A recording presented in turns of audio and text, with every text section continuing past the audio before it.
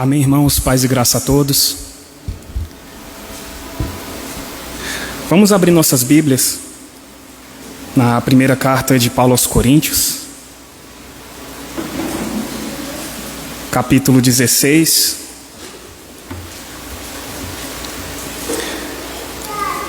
verso 13 ao 24. Primeira carta de Paulo aos Coríntios, capítulo 16, do verso 13 ao 24.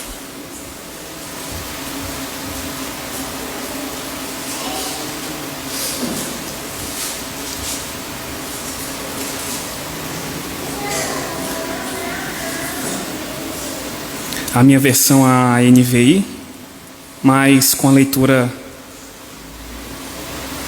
um pouco mais lenta, que os irmãos possam me acompanhar também nas suas traduções.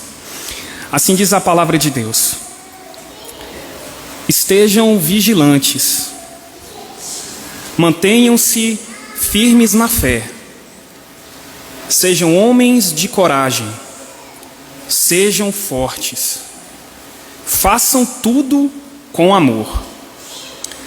Vocês sabem que os da casa de Estéfanas foram o primeiro fruto da Acaia e que eles têm se dedicado ao serviço dos santos. Recomendo-lhes, irmãos, que se submetam a pessoas como eles e a todos os que cooperam e trabalham conosco. Alegrei-me com a vinda de Estéfanas, Fortunato e Acaico, porque eles supriram o que estava faltando da parte de vocês. Eles trouxeram alívio ao meu espírito e ao de vocês também. Valorizem homens como estes. Verso 19. As igrejas da província da Ásia enviam-lhes saudações. Áquila e Priscila o saúdam afetuosamente no Senhor e também a igreja que se reúne na casa deles. Todos os irmãos daqui lhes enviam saudações. Saúdem uns aos outros com um beijo santo. Eu, Paulo, escrevi esta saudação de próprio punho. Se alguém não ama o Senhor, seja amaldiçoado. Vem, Senhor. A graça do Senhor Jesus seja com vocês. Recebam o amor que tenho por todos vocês em Cristo Jesus. Amém. Façamos mais uma oração. Deus Criador, nós rogamos a Ti para que o Teu Espírito possa atingir aos nossos corações por meio da Tua palavra, pois ela é luz para os nossos caminhos. Conduza-nos na Tua verdade. A Sua palavra é a verdade, Senhor. Que o Senhor Deus possa exortar-nos, confrontar-nos, mas também confortar os nossos corações pelo seu grande amor para conosco. Assim pedimos no nome de Jesus. Amém. É importante ao longo da nossa caminhada cristã, meus irmãos, nós fazermos algumas reflexões e algumas perguntas pertinentes para todo e qualquer discípulo de Cristo. Quem somos, o que temos sido e o que temos produzido para o reino de Deus, para o reino de nosso Senhor Jesus Cristo. E a carta de Paulo, irmãos, à igreja de Corinto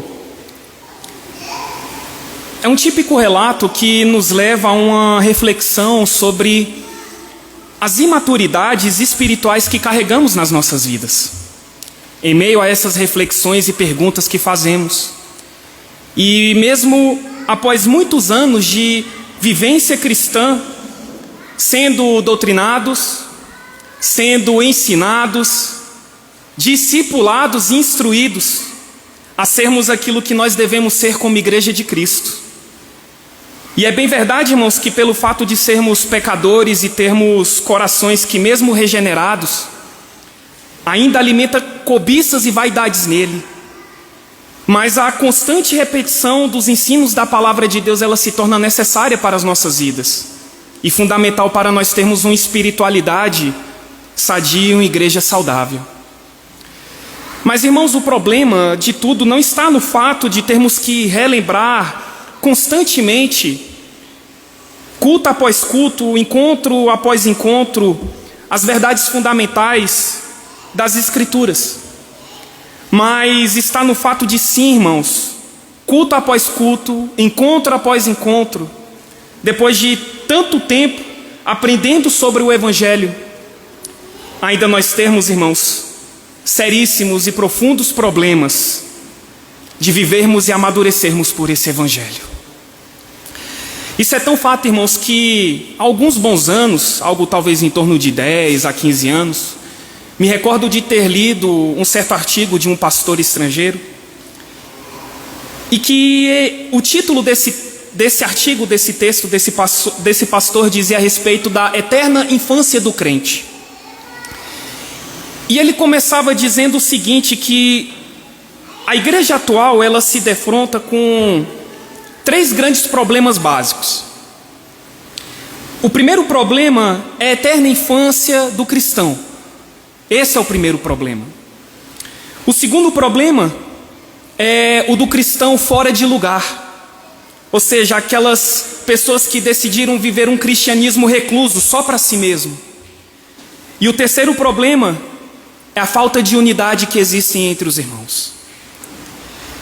E esse pastor, ele conclui esse texto dizendo que a igreja, ela tem se assemelhado muito mais a um orfanato ou a uma creche constituída por crianças que precisam ser ensinadas pelas mesmas coisas ano após ano, do que ela ser realmente um ambiente de crescimento, frutificação e irradiação do reino de Deus na terra.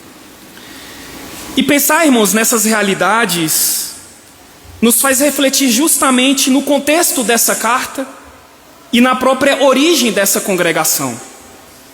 Não quero aqui, irmãos, obviamente me alongar demais nas questões históricas dessa igreja, mas eu acredito que é pertinente uma breve recordação sobre o panorama dessa igreja para entendermos o texto dessa noite. A igreja, irmãos, de Corinto, ela foi fundada por Paulo, já perto do fim de sua segunda viagem missionária. E Paulo, ele tinha o propósito de chegar até Jerusalém, mas por onde o apóstolo ele passava, ele evangelizava e estabelecia comunidades cristãs. E dentre esses lugares, antes de chegar em Jerusalém, Paulo ele passou por Corinto. E nós aqui, irmãos, poderíamos falar de uma série de questões sobre essa cidade, mas eu acredito que os irmãos já têm uma boa noção dos problemas morais e culturais que essa comunidade, que essa cidade, ela passava, que ela possuía, a respeito da sua libertinagem, a respeito da sua imoralidade, a respeito da sua depravação. Porém, irmãos, em meio a todo esse contexto, mesmo em meio a uma cidade tomada pela imoralidade, depravação e todas as demais questões voltadas a isso, nela ainda há uma igreja do Senhor. Uma igreja cheia de convertidos à fé cristã. Uma igreja cheia e formada de pessoas vindas dos mais distantes lugares, que se reúnem para adorar a Cristo Jesus. Uma igreja que dispõe de todos os dons que possui para utilizá-lo. Entretanto, mesmo sendo isso tudo, meus irmãos, a igreja de Corinto, ela vivia sérios dilemas, tanto nos seus relacionamentos com a sociedade, quanto dentro da sua própria comunidade. E para ajudar essa igreja, Paulo ele escreve essa carta. Porque dentro dessa carta nós temos vários recortes, blocos de respostas que o apóstolo ele escreve a respeito de problemas que os irmãos dessa comunidade de Corinto estavam enfrentando.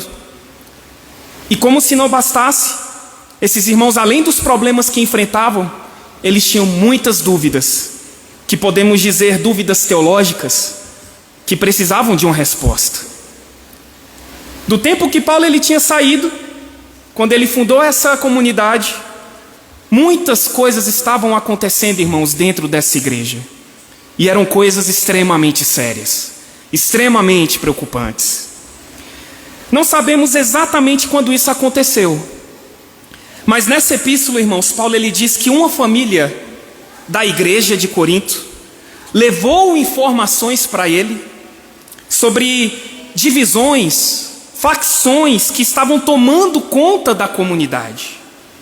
E diante disso tudo, Paulo ele passa vários capítulos respondendo essa situação e tratando esses corações. E todo, irmãos, o desenvolvimento da carta aos Coríntios são nada mais e nada menos que respostas feitas por Paulo para esses e outros tipos de problemas. E a grande questão, irmãos, é que talvez Paulo ele pensasse que os problemas dessa igreja, que as dúvidas levantadas por esses irmãos, talvez já estavam resolvidas nessa comunidade que ele tanto ensinou. E o pior de tudo, irmãos, é que se tratavam de dúvidas que eram fruto de corações vaidosos e ensoberbecidos dessa igreja. E por mais que se tratasse até assim de dúvidas relevantes no seu conteúdo, sobre o que comer, o que não comer, sobre os níveis de relacionamento entre a igreja e a sociedade, entre diversos fatores, que tenho certeza que os irmãos têm conhecimento da carta, por mais que se tratasse de dúvidas relevantes no seu conteúdo, eram nada mais que fruto da infantilidade espiritual desses cristãos. Mas sabe, irmãos, o que é curioso? Preste atenção. O contexto de Corinto não se distancia muito da nossa realidade. Infelizmente, irmãos, ainda na igreja evangélica brasileira, estamos cheios de pessoas não amadurecidas e carregadas de infantilidades. Acredito sim, irmãos, que o processo de Deus na minha e na sua vida será diferente. Os processos de Deus na vida de um e de outro serão diferentes. Talvez uns amadureçam, irmãos, mais rápido, enquanto que outros, para amadurecerem, precisam talvez de uma doença crônica, para entenderem a realidade e a verdade do Evangelho. Mas eu acredito, irmãos, que era de se esperar, em uma comunidade como essa de Corinto, que foi ensinada aos pés do apóstolo Paulo, ao ponto do próprio apóstolo ter deixado o seu ofício de fazedor de tendas, para se dedicar inteiramente à palavra, que essa comunidade, irmãos, fosse, ao menos na sua maioria, um pouco mais madura nos seus tratos, um pouco mais madura nas suas atitudes, um pouco mais madura nos seus comportamentos, nos seus relacionamentos, e quando se deparassem com as dificuldades cotidianas. Mas não, irmãos, as pessoas dessa igreja, dessa comunidade, elas tinham um forte senso de que eram pessoas cheias de direitos próprios. Pessoas que tinham um forte senso de que eram pessoas cheias de reivindicações próprias. O senso de que eram pessoas cheias de todo saber e conhecimento. O senso de que eram totalmente experimentados e que já sabiam de tudo a respeito sobre as questões espirituais. E daí Paulo, ele responde a esses irmãos: é impossível vocês serem espirituais. Se ainda há entre vocês contendas, se ainda há entre vocês ciúmes, maledicências, idolatrias, imoralidades, a última coisa que vocês são é espirituais e maduros. E diante disso, Paulo, ele cutuca a presunção desses crentes, trazendo na mente deles de que o objeto da fé desses irmãos é nada mais, nada menos que um carpinteiro morto, crucificado. E daí diante, irmãos, Paulo ele carrega essa imagem de Cristo crucificado para fundamentar a sua teologia para os coríntios como uma forma de aplacar toda e qualquer vaidade ou soberba desses corações.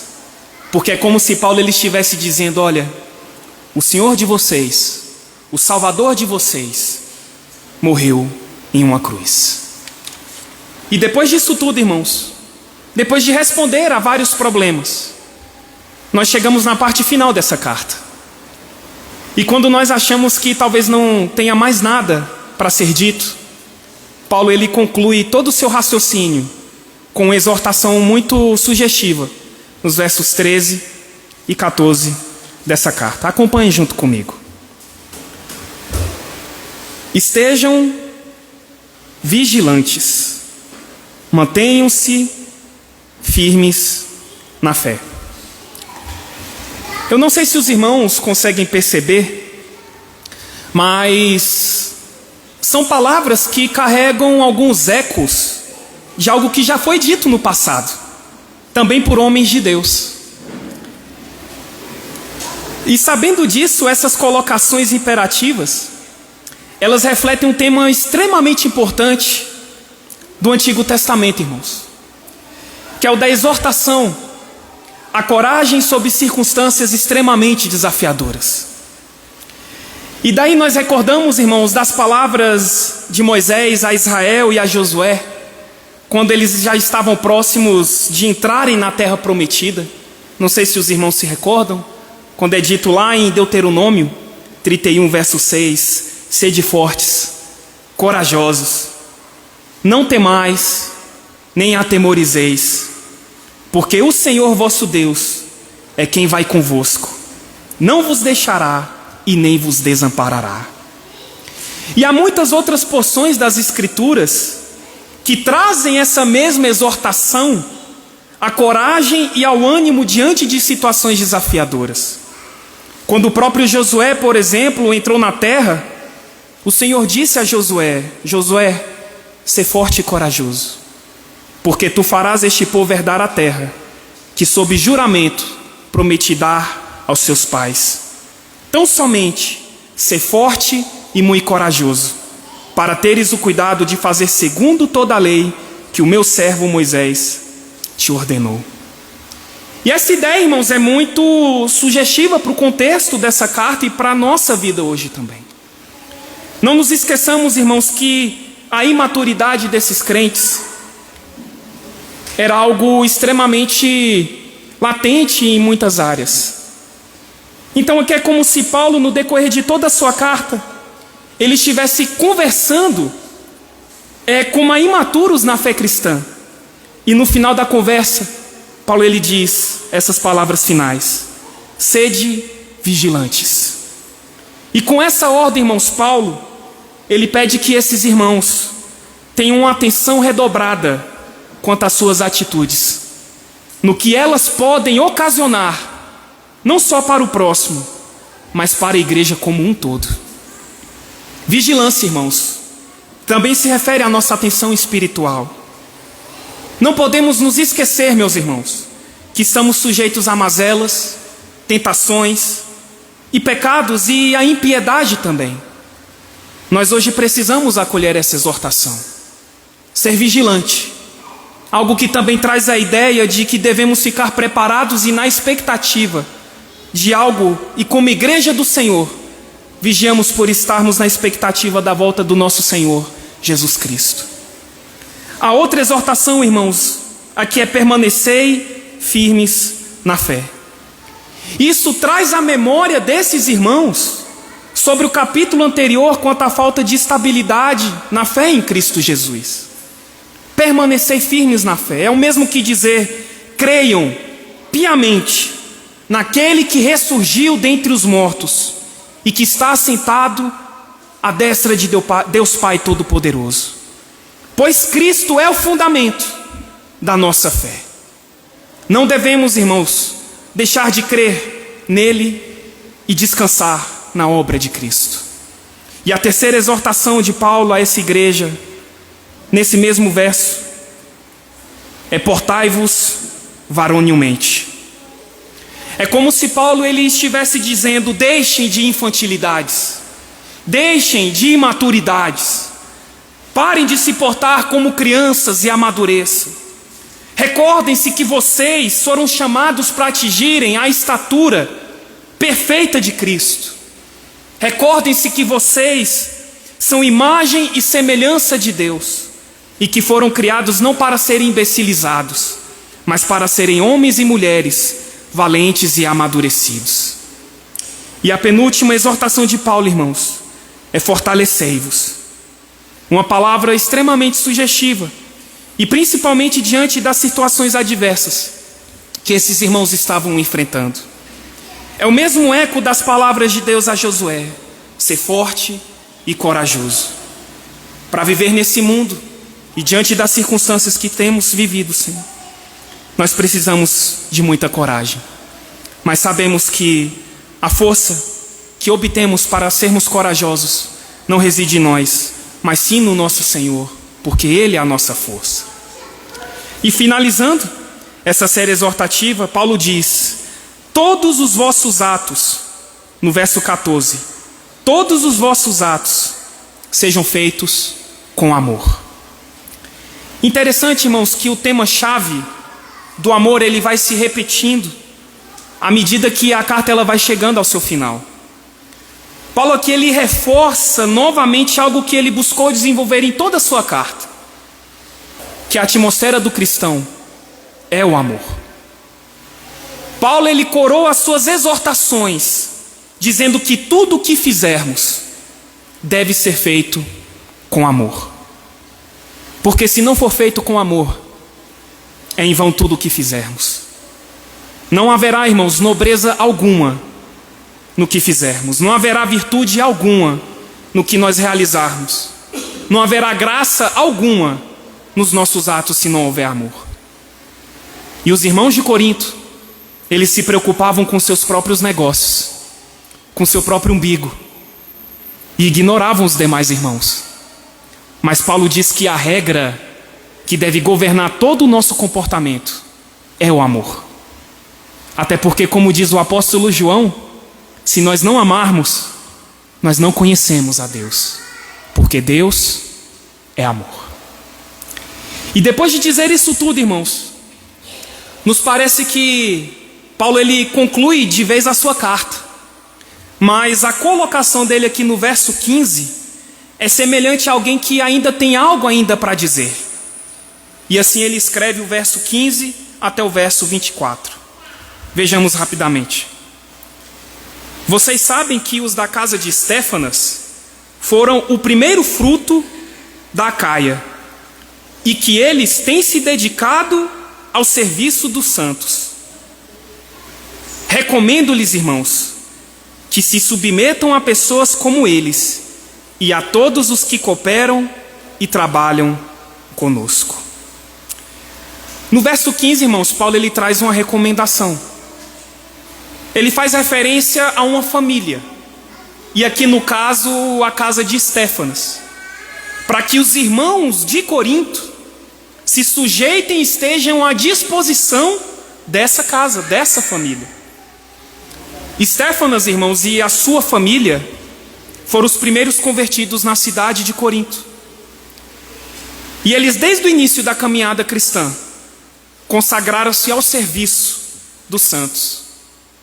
Eram não apenas cooperadores, mas também obreiros, como diz o verso 16. E é importante, irmãos, destacar que essa casa não apenas ajudou o apóstolo Paulo em Corinto durante a sua estada, mas depois que ele saiu, eles continuaram trabalhando com o mesmo empenho e consagração. E nas horas mais amargas do apóstolo Paulo, quando ele enfrentou feras e tribulações maiores do que as suas próprias forças, Paulo ele recebe a visita desses irmãos, acompanhado de Fortunato e de Acaico, os possíveis portadores dessa carta. E a presença desses irmãos trouxe grande refrigério e alívio para a alma do apóstolo Paulo. Como diz o verso 17: alegrei-me com a vinda de Estéfanas, Fortunato e Acaico, porque eles supriram o que estava faltando da parte de vocês. Esses três irmãos trouxeram refrigério à alma de Paulo nos dias mais sombrios da sua vida. E o apóstolo dos gentios ordena à igreja a reconhecer e a honrar sempre esses homens. E por fim, Paulo ele faz uma série de saudações e lança uma palavra final no verso 19 ao 24.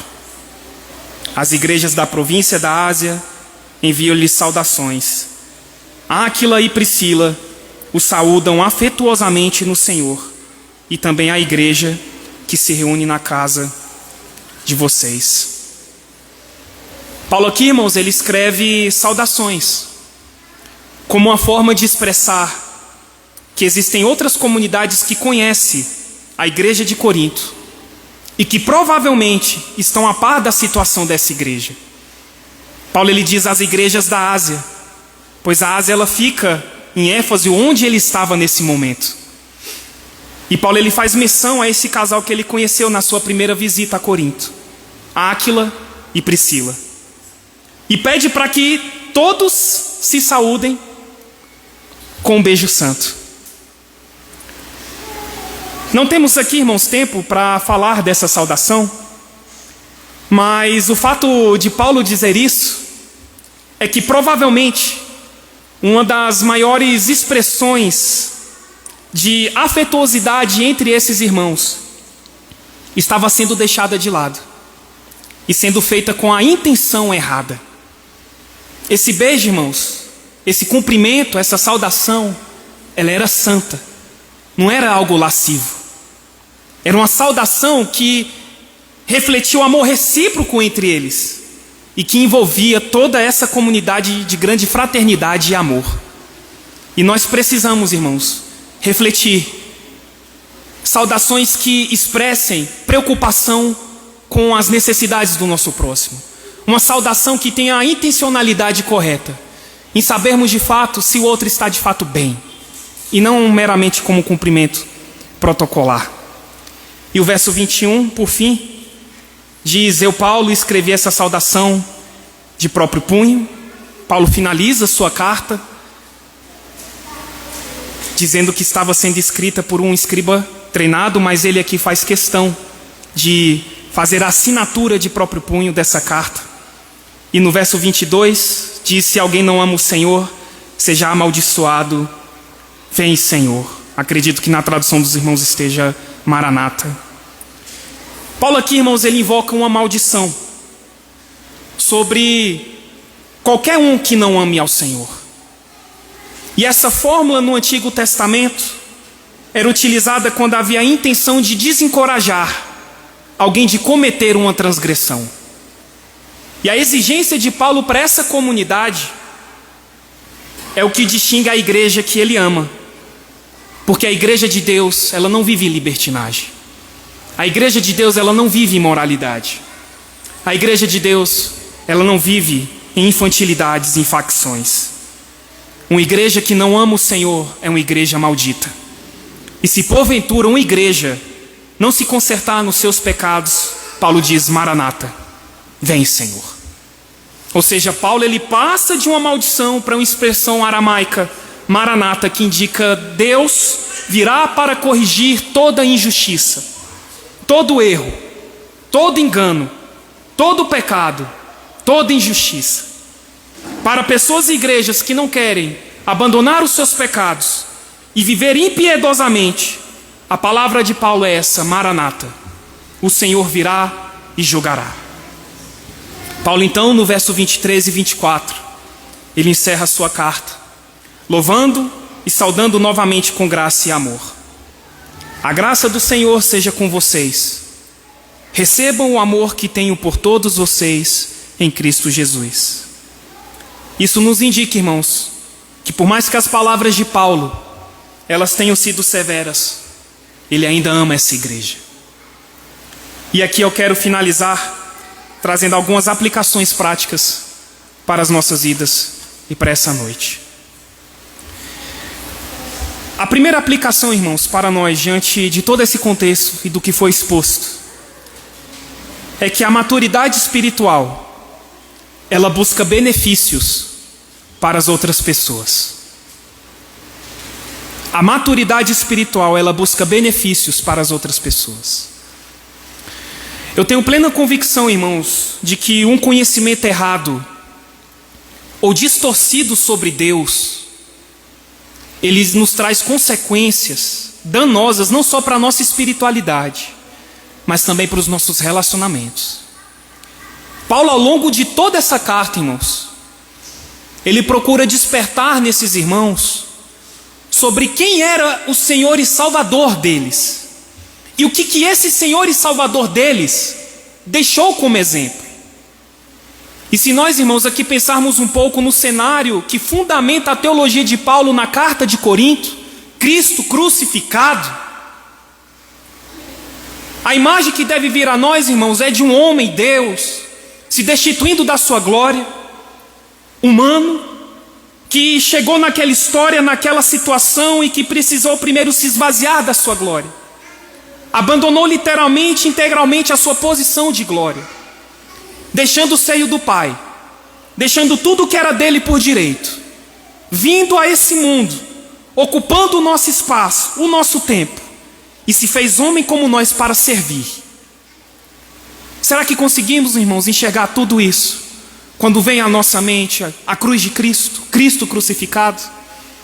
Se é isso tudo, irmãos, que nós dizemos enxergar na cruz, se dizemos que realmente temos comunhão com Cristo crucificado, se dizemos que realmente o compreendemos, que Ele é o Senhor e Salvador da nossa vida, então eu pergunto aos irmãos nessa noite: o que mudou na sua vida depois que você viu isso tudo na cruz? O que mudou na minha e na sua vida depois que contemplamos a cruz? Permanecemos, irmãos, com as mesmas convicções? Permanecemos com os mesmos direitos e exigências para as nossas vidas? Como o exemplo de Cristo, meus irmãos, pode ser evidenciado na minha e na sua vida?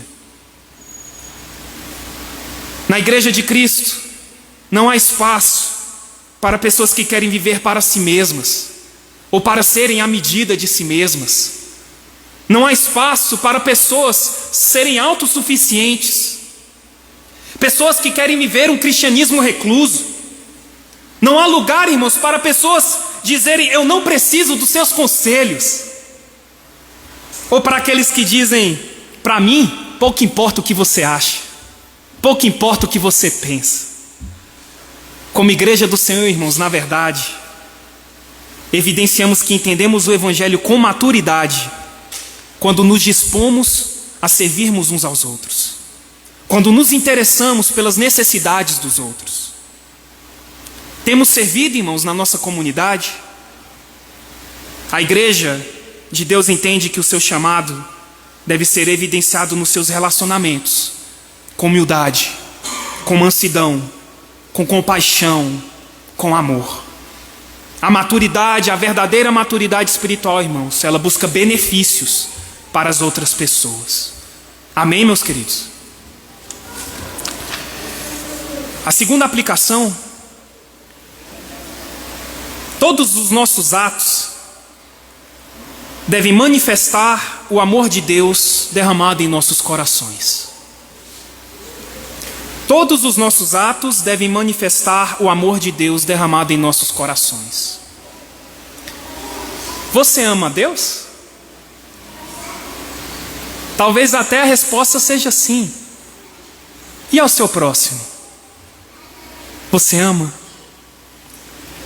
A igreja, irmãos, ela tem o dever de vivenciar e manifestar a bondade e a graça de Deus nos seus relacionamentos e atitudes. A igreja, irmãos, ela é uma comunidade adoradora, um conjunto de pessoas alcançadas pela graça de Deus, um povo reunido num só propósito, em glorificar a Deus. O lugar onde cada doutrina bíblica ela é vivenciada e o amor de Deus é visto pelas pessoas.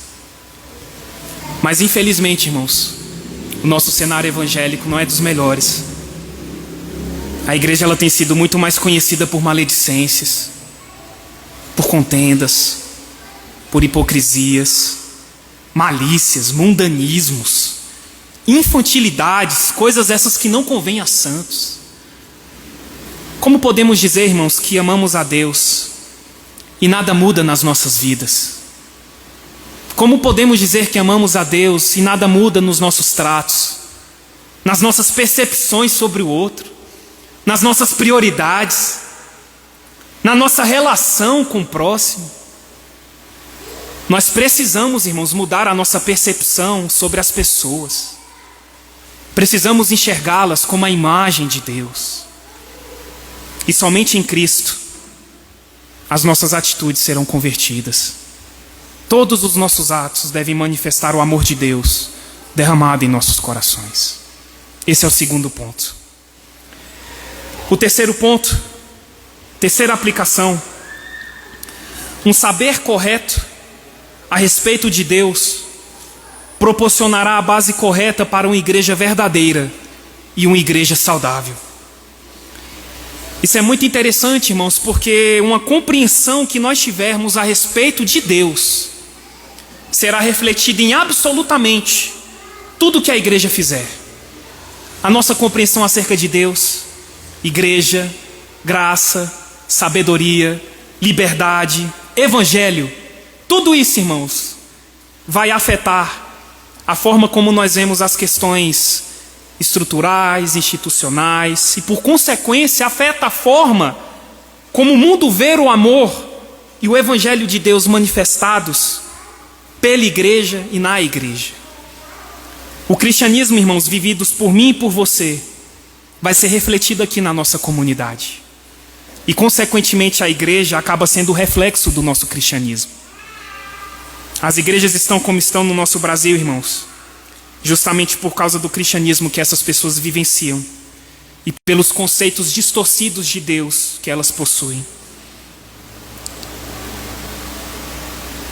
A carta, irmãos, de Corinto, ela nos ensina uma dessas lições, que Deus ele deseja que o seu povo seja maduro, que o seu povo seja levado à maturidade e não à eterna infância. Quarta aplicação, penúltima: devemos ser instrumentos de refrigério e conforto para com nossos guias espirituais e estimular o reconhecimento daqueles que se empenham na obra de Deus. Você tem sido uma fonte de refrigério para os aflitos? Você e a sua casa têm cooperado com a obra de Deus? Nós temos, irmãos, encorajado os obreiros de Deus? Temos, irmãos, nos empenhado em visitar as pessoas aflitas para levar a elas uma palavra de consolo? Então, irmãos, nós precisamos aprender com a casa de Estéfanas, que mesmo na ausência de Paulo, não deixaram de trabalhar na obra de Deus. Paulo ele diz no verso 18, para nós reconhecermos pessoas assim. E Paulo até aqui nos ensina o valor de um bom elogio feito, não para envaidecer um coração, mas para glorificar o Senhor, que age por meio dessas pessoas. E essa casa de Estéfanas, ela trouxe refrigério para a alma de Paulo. Mesmo a igreja de Corinto falhando, Deus ele sempre coloca pessoas pontuais nas nossas vidas para nos abençoar. Dirijo essa palavra especialmente às lideranças dessa igreja. Posso presumir que seja muito difícil, muito desafiador discipular pessoas, ensinar pessoas para que no final das contas elas abandonem o evangelho e ajam com ingratidão.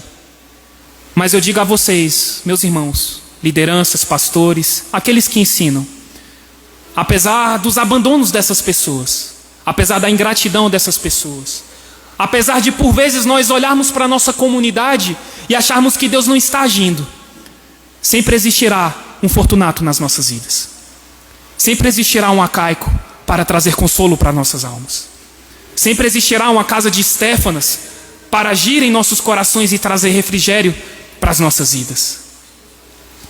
Mas a pergunta que fica é: quem nós temos sido? Pessoas que têm levado refrigério para a alma das nossas lideranças? Ou pessoas que têm muito mais se preocupado em viver um cristianismo recluso, só de serem recebedoras de aconselhamento? Não, pastor, eu só quero que o senhor me ensine. Tá bom. Não, pastor, eu só quero que o senhor me aconselhe. Tá bom assim. Me deixa aqui quieto. Eu só quero todo dia ficar ali sentado ali naquela minha cadeira e só escutar, pastor. Tá bom. Eu só quero receber, pastor. Tá bom. Quem nós temos sido, irmãos? Só apenas recebedores? Me perdoe até a palavra e a licença. Abutres espirituais? Só queremos saber daquilo que as pessoas com os seus dons têm a nos oferecer. E temos feito pouco caso das necessidades do nosso próximo, daquele que está ao nosso lado. Quem nós temos sido, irmãos? Temos sido fonte de refrigério? Será que o nosso pastor pode dizer: meu irmão, a sua presença refrigera a minha alma? A sua presença, a sua conversa aquieta a minha alma, o meu coração. Quem temos sido, irmãos? A última aplicação: a perfeição da obra de Cristo e a fidelidade de Deus com a sua igreja capacitam a igreja a vencerem as suas imperfeições. Eu vou repetir: a perfeição da obra de Cristo e a fidelidade de Deus com a sua igreja capacitam a igreja a vencerem suas imperfeições. Paulo aqui, irmãos, ele encerra sua carta saudando novamente com graça e amor. Isso nos indica que, por mais que as palavras de Paulo tenham sido severas, ele ainda amava essa igreja. Paulo, ele ama essa comunidade, e por isso ele a repreende, e por isso ele a exorta. Entretanto, irmãos, mesmo com o conteúdo escandaloso e vergonhoso dessa carta, Deus, ele não deixou de ser um atuante soberano na sua igreja. Mesmo com toda a imperfeição que caracterizava essa comunidade, Paulo, ele ainda assim vê essa igreja estando em Cristo.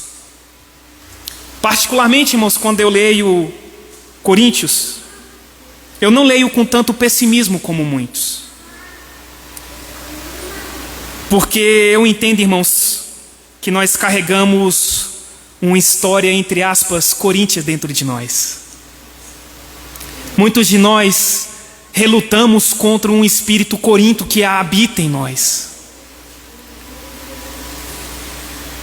E talvez nós receberíamos uma carta assim, sobre nós, carregadas de uma série de problemáticas da nossa vida, da nossa alma, do nosso coração, da nossa espiritualidade. Nós carregamos algo assim desses irmãos. Nós carregamos, irmãos, algo assim dessa igreja.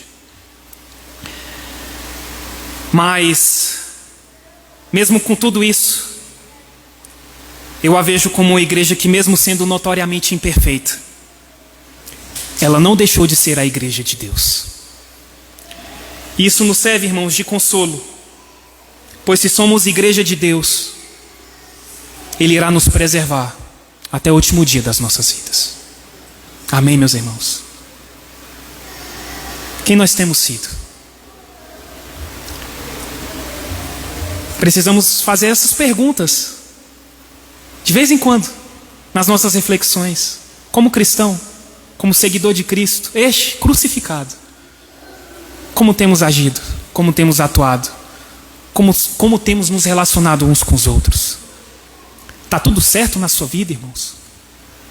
Será que só mesmo as outras pessoas que precisam de ajuda? Não, pastor, aquelas pessoas ali que precisam de ajuda, está tudo certo comigo. Tomemos cuidado.